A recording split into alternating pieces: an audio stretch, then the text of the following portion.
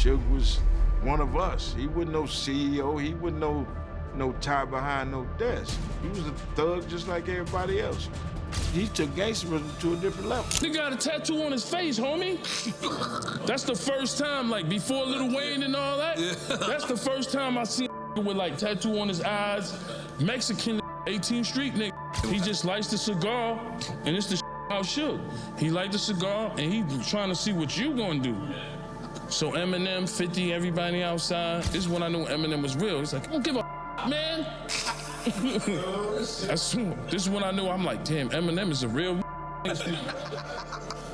50 outside, what's up? One night involving 18th Street and rival gangs, March 15th this year. At 6 p.m., 5 men shot on Hillcrest. 30 minutes later, a man is shot 3 times. When you think of Eminem, the first thing that comes to mind isn't gangster life. He never claimed a set, never built his career off that image, and never tried to act like he was something he wasn't. But one thing about Eminem, when it comes to defending himself, he's always front and center, ready to throw down. So when a notorious figure like Suge Knight thought he could press Eminem, let's just say Suge found out real quick that M wasn't some small fish in the pond. As we all know, Suge Knight is no ordinary guy. His reputation speaks for itself. Intimidating, ruthless, and a straight-up bully.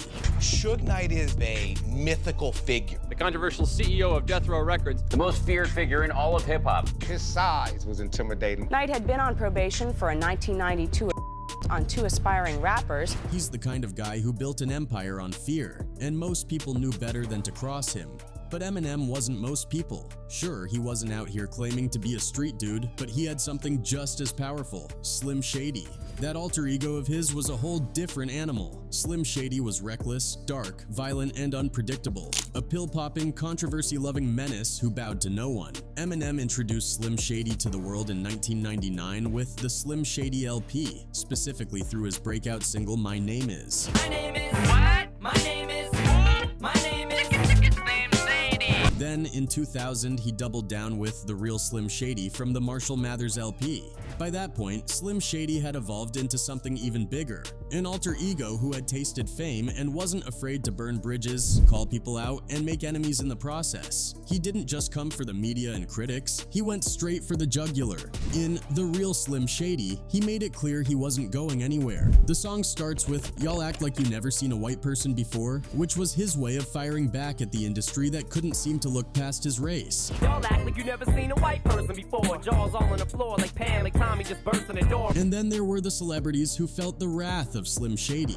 Will Smith caught a stray in one of the most memorable lines. Will Smith don't gotta cuss in his raps to sell records. Well, I do, so F him and F you too. Will Smith don't got a cuss in his raps to sell records. Well, I do, so him and you too. That line was a direct response to Will Smith's 1999 MTV VMAs acceptance speech, where he made a comment about winning awards without cursing or rapping about violence. Eminem took that as a shot and, well, he shot back. Then there was Christina Aguilera. She had mentioned in interviews that she thought Eminem was cute, but later on, while talking on MTV, she made a comment about his personal life, specifically about how he was married to the woman he rapped about killing in his songs. I heard he's married now. Eminem? Yeah, totally. The girl that he talks about killing on his record, actually. And I was like, no, you didn't just say that, you little bitch. M was never one to let a slight go unanswered, so he threw her into the fire along with Carson Daly and Fred Durst, rapping about how they were arguing over who she gave H to first. Christina Aguilera better switch me chairs so I can sit next to Carson Daly and Fred Durst. So by the time Suge Knight tried to intimidate him, Eminem had already been through the ringer with the industry, the media, and half of Hollywood. He had developed thick skin and an even sharper tongue, and if anything, he thrived on controversy. He wasn't the type to cower in fear just because someone had a scary reputation. So when Suge Knight decided to roll up on Eminem with over 30 Mexican gang members, Eminem wasn't about to fold. He stood his ground, ready to go. It all goes back to Dr. Dre leaving Death Row Records, when Dre signed Eminem and later brought 50 Cent into the fold. Suge already had bad blood with Dre, so when Eminem and 50 started making serious waves in the industry, they basically inherited Dre's beef with Suge. And Suge being Suge, he wasn't about to let it slide. He tried messing with them on multiple several occasions. Take, for example, the time when 50 Cent was filming the music video for In Da Club. Out of nowhere, someone yelled, "Suge Knight is here." That single sentence threw the entire set into chaos. Suge showed up with about 30 men, reportedly members of a Mexican gang. This is why I always respected Eminem, 50, and that was with us. So Suge came, he had some Mexican. We from New York. You ain't never seen a nigga with a tattoo on his forehead. He just lights the cigar, and it's the about Suge. He light the cigar, and he trying to see what you gonna do. So Eminem, 50, everybody outside. It was a classic Suge move, rolling up with a squad, trying to intimidate everyone on the scene. This was how Suge operated, always ready to pull up unannounced, flex his influence, and remind everyone that he was still a force to be reckoned with. And here's the crazy part, the gang Suge Knight brought with him to intimidate Eminem and the music set was none other than the 18th Street Gang. These guys weren't just any gang, they were one of the biggest and most violent street gangs in Los Angeles. According to sources, they were described them as one of the most violent street gangs and one of the most prolific in the United States. One night involving 18th Street and rival gangs, March 15th this year. At 6 p.m., 5 men shot on Hillcrest. 30 minutes later, a man is shot 3 times, a 16-year-old shot twice. Then at 8:30, the same night, 2 more gang-related shootings. These guys were involved in everything: drug trafficking, robbery, extortion, human trafficking, illegal immigration, you name it. They were notorious for stolen cars, burglaries, and daily assaults and robberies across Los Angeles County. Their crime rate was through the roof, reportedly 3 times worse than most of the city's active gangs. The 18th Street Gang wasn't just about street-level crime either. Some of their members had leveled up, getting into more sophisticated operations. They weren't just selling drugs, they were running entire criminal enterprises. They were even linked to high-profile crimes like the kidnapping and murder of Wilson Palacios' younger brother. So yeah, this was the situation Eminem and the rest of them were in, facing off against one of the most dangerous gangs out there, handpicked by Suge Knight to send a message. But you know what? Eminem didn't care. This is when I knew Eminem was real. He's like, I don't give a man. This is when I knew, I'm like, damn, Eminem is a real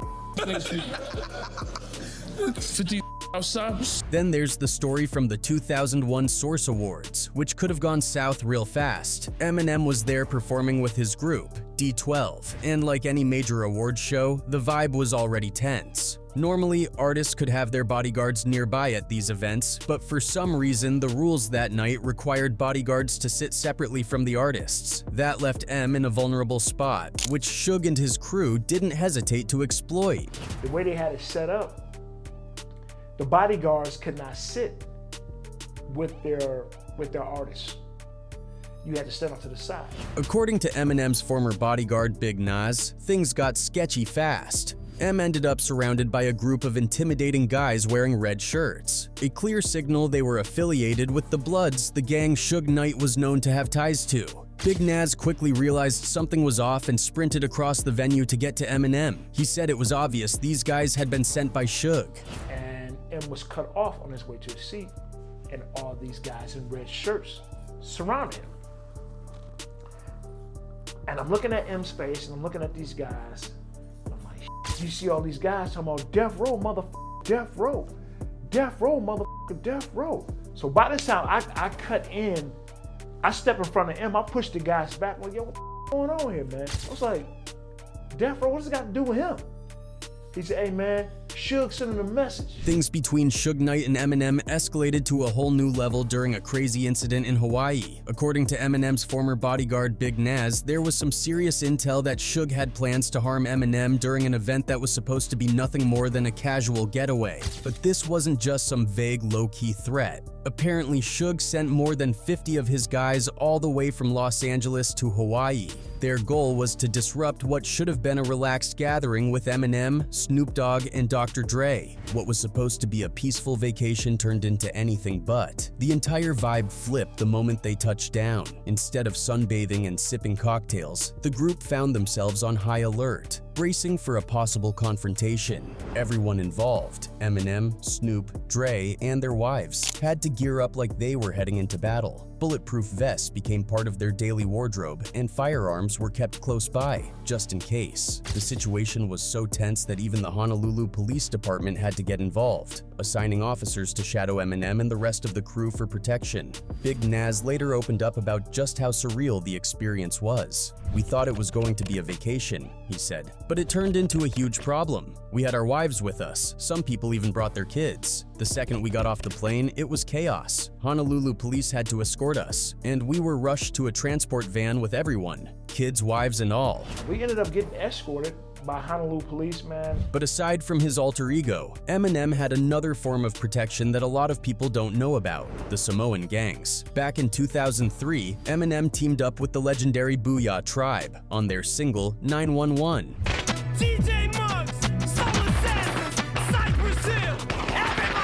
But this wasn't just your average rap collab, it had way more layers to it. For those who might not know, the Booyah Tribe wasn't just a hip-hop group. They were deeply tied to the Samoan gangs of Los Angeles. We all got some gangster shit coming this Saturday, man. What?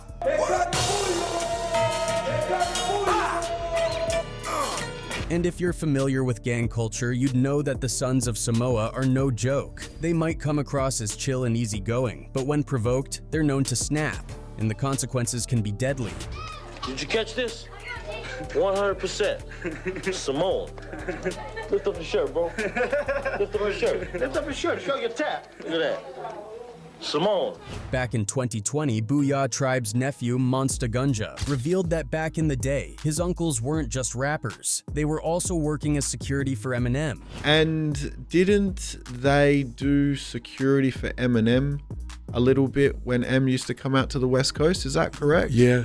Turns out, Slim Shady was being extorted by the Los Angeles Crips. This kind of extortion even has a name: checking in. Essentially, when a rapper or celebrity travels to a city, especially one with a heavy gang presence like Los Angeles, they're often expected to check in with the local gangs or street bosses, and if you refuse, there are usually consequences, and not the kind you'd want to deal with.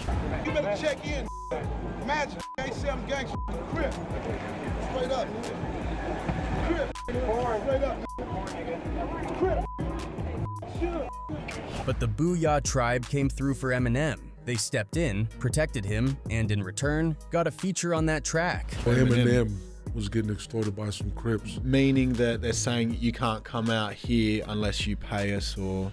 Yeah. So it's highly likely that if Suge Knight had ever laid a hand on Eminem, he would have faced serious consequences. Thanks to Eminem's connection to the Samoan gang, a group even Suge was known to tread carefully around. I was like, what's up? Suge Knight scared of you. Suge Knight scared of you. I don't give a and then everyone I talked to, they go, man, is Suge really this, really that? I was like, but I'm Samoan, man. I don't give a I don't care. You King Kong, you Godzilla, you gonna get your ass beat. And Suge Knight definitely had a good reason to be cautious of the Samoans. Like we mentioned earlier, these guys weren't playing around. They were known for being one of the most serious and dangerous gangs out there. The gang, known as Sons of Samoa, SOS, got its start back in the mid-1980s in Long Beach, California. Over time, though, their reach expanded way beyond that. By the 1990s, they had spread to Hawaii and across various parts of California, including key areas in the Bay Area like San Jose, Oakland, and Hayward. Incidentally, these were the same cities where members of the Semanu family lived, which only added to their deep connections and influence in the region. The police in Washington state had a lot to say about the SOS gang and their reputation. They were well known for using intimidation tactics to get what they wanted. Extortion was also a common move, and they weren't shy about pulling off drug ripoffs or even committing homicide when things escalated. What kind of weapons do the gangs use? Your gang, for example? 38, 22, 357, 9, AK. It's pretty heavy, sort of. These guys weren't the type to back down from a fight either. They'd throw hands with just about any gang that crossed their path. Their most common rivals, though, were the Tongan Crips gangsters, which only added to the tension on the streets. When it came to their image, the SOS gang used a few specific symbols to represent themselves. One of their most recognizable signs was the Seattle Mariners logo, which they'd use on hats or clothing. They also had unique hand signals to show affiliation. These weren't just for show. These symbols carried weight, especially in gang-heavy areas where every sign and symbol sent a message. According to Long Beach detective Norm Sorensen, who spoke to the Los Angeles Times in 1990, the Sons of Samoa had a reputation for being an incredibly tough group, especially when they had been drinking or were under the influence of drugs. Sorensen explained that their tolerance for conflict was basically non-existent. If someone so much as looked at them the wrong way, a fight was almost guaranteed to break out. He described them as the type of gang that would fight at the drop of a hat, and their unpredictability made them even more dangerous. Their violent reputation wasn't just talk either. Stories about the SOS gang's willingness to fight and use violence spread quickly, earning them a lot of respect and fear on the streets. Whether it was intimidation, enforcing their dominance, or straight-up brawling with rival gangs, SOS had a no-nonsense approach to handling business. They made sure everyone knew they weren't a group to mess with. Did you catch this? 100%. Samoan. Lift up the shirt, bro. Lift up your shirt. Lift up your shirt. Show your tat. Look at that. Samoan. One thing that made the Sons of Samoa SOS gang stand out was how different they were from other gangs in certain ways. Unlike most gangs, they didn't operate completely outside of traditional society. There wasn't any formal initiation process like the brutal hazing or jumping in rituals that are common in a lot of gangs. Joining SOS was more organic. Samoans came together out of necessity, driven by the need to protect themselves and each other in communities where they were a small minority. To put things into perspective, back in 2000, the entire Samoan population in Oakland was just 614 people. That's only about 0.15% of the city's population. It's no wonder they felt the need to stick together when they were such a tiny community compared to others. A friend of the Samoan family once described the gang in court records, saying it had a heavy presence in areas like San Jose and even in Samoan churches. It was in these churches that members of SOS would talk about values like respecting others, especially elders, a big part of Samoan culture. But outside of church, it was a whole different story. The same guys who were preaching respect and community inside those walls would show a much darker side when they were out in the streets. Well, I won't hesitate to shoot anyone. You won't? No, I wouldn't hesitate to shoot anyone if they come and mess with me. Interestingly, despite how bad SOS could be at times, not everyone saw them purely as a criminal gang. For some, especially other Samoans in the area, SOS was more like a social club that brought the community together. It wasn't just about crime. It was about fostering a sense of ethnic brotherhood and looking out for one another in a world where they felt outnumbered and overlooked. For many, it was less about being a gang in the traditional sense and more about having each other's backs in a hostile environment. In the Bay Area, the Sons of Samoa operated a little differently compared to many other gangs, especially when it came to the infamous color wars that defined so much of gang life in places like Los Angeles during the 1990s. While the Bloods and Crips were going at it full force in LA, SOS in the Bay didn't seem to take those rivalries as seriously. They weren't as focused on the traditional red versus blue battles that defined so many street wars. Instead, their focus was more about their own alliances, survival, and controlling their territory. But that doesn't mean they weren't dangerous. In fact, their willingness to adapt and align with other groups when it suited them made them even more unpredictable. For example, federal prosecutors in San Jose revealed that a subset of SOS operating out of Monterey, California, had formed an alliance with a local Norteño crew called the Murder Squad. Together, these groups weren't just causing trouble. They were escalating things to a deadly level. In 2017, SOS and the Murder Squad reportedly teamed up to target rival Sureño members. They weren't just making threats or getting into small scuffles. They were actively working together to take out their enemies. In one case, they even collaborated on a planned murder of rival Sureños. They also carried out drive-by shootings, with reports detailing how they fired multiple shots from a revolver into a Hayward home where Sureño members were staying. And it wasn't just about guns and shootings. SOS had no problem resorting to more old-school methods of intimidation and robbery. They were known to walk right up to someone, deliver a knockout punch, often referred to as the one-hitter quitter, and then strip the victim of their valuables right there on the spot. Jackets, wallets, shoes, whatever they wanted, they took. The people they targeted would often wake up dazed, beaten, and completely robbed, all while SOS walked away unbothered. One of the most chilling incidents involving the Sons of Samoa gang was the tragic murder of 25-year-old Nolan Pamantuan, a young man who was on the brink of one of the happiest days of his life. On May 17, 1996, Nolan was preparing for his wedding to his fiancée, Rowena Pinello, which was set to take place the very next day in Daly City near San Francisco. He had planned everything down to the last detail, taking an active role in organizing the big day. That evening, after spending time at his parents' house in Hayward, he had a list of errands to run for the following morning: booking a hotel room for after the wedding, picking up tuxedos for himself and his groomsmen, and helping his Aunt Edith with wedding preparations. But instead of waking up to a day of joy and celebration, Nolan became the victim of an unspeakable nightmare. That night, as he stepped out of his car in Hayward, he caught the attention of a group of men driving by in a stolen van. Timing, in this case, was everything. If Nolan had been just 2 minutes faster or slower, he might have avoided their notice altogether. But as fate would have it, the men saw him, targeted him on the spot, and decided to rob him. At gunpoint, Nolan was forced into their van and driven around the Bay Area while his captors stripped him of all his possessions. As if that wasn't terrifying enough, the situation took an even darker turn. The men began arguing among themselves about who would kill Nolan.